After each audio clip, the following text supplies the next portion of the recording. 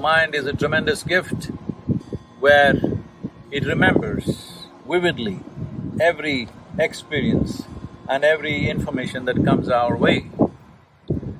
Well, this can be transformed into a phenomenal imagination, but if you lose control over your imagination, if you lose the discrimination as to what is imagination and what is reality, what is future, what is present and what is past, then your mind will become your greatest enemy. Most human beings are not suffering life, they're just suffering their memory and their imagination. What happened 10 years ago, they still suffer. What may happen day after tomorrow, they already suffer. This is not about life. This is about lack of control over two most fantastic faculties that human beings have, a vivid sense of memory and a fantastic sense of imagination. Do not worry about your future. If you do your present well, future will naturally blossom. We can only work with what's on our hands right now. You cannot work with what's on your mind. You can plan for what's on your mind, but you cannot do anything about it. You can only act in the present moment. You can only handle what is there right now. Those of you who too engrossed in your own thoughts and emotions, constantly being maybe on social media or something, I think you must get rid of your phone and take a walk in the forest.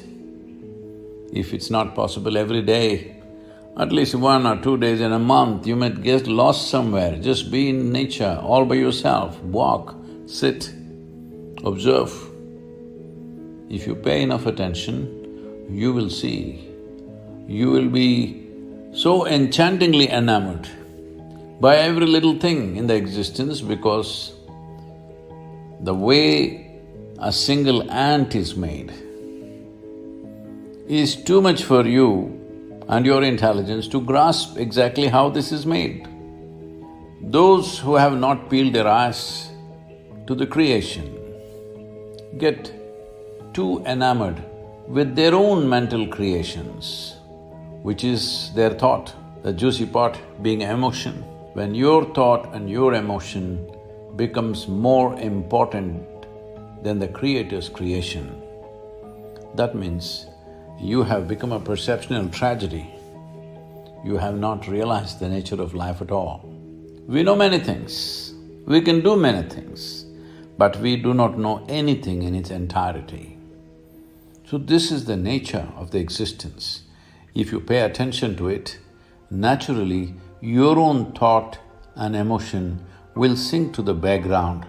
You can still enjoy them, but you know how insignificant it is.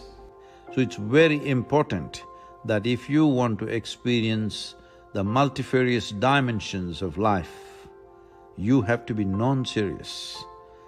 You become serious only because you have taken your own existence too seriously, though we exist here for a minuscule amount of time in this cosmos. This is a vast cosmos. The very planetary system, the solar system in which we exist is a speck. In that, planet Earth is a micro speck. In that micro speck, the place you live or the city you live is a super micro speck.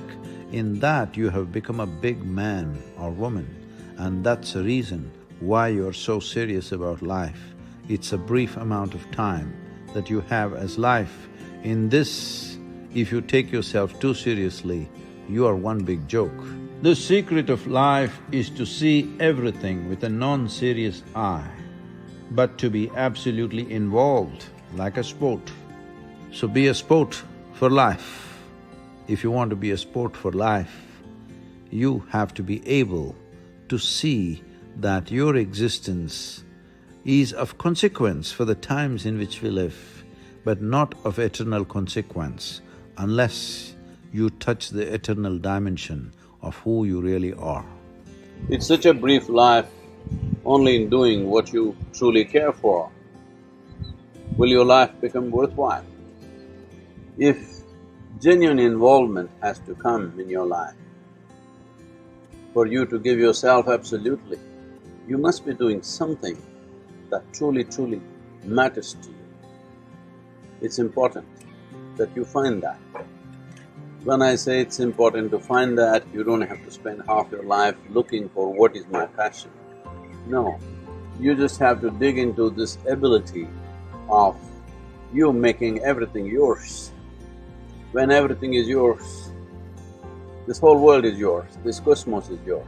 So when it is a part of you, if you involve yourself absolutely and constantly strive to create what matters to you, what you really care for, then your existence itself will be worthwhile. Not necessarily your actions, not necessarily what you achieve and may not achieve, but your very existence will be truly worthwhile, because just to breathe and be is a phenomenon. There is no greater phenomenon in life. If this is not worthwhile, what is?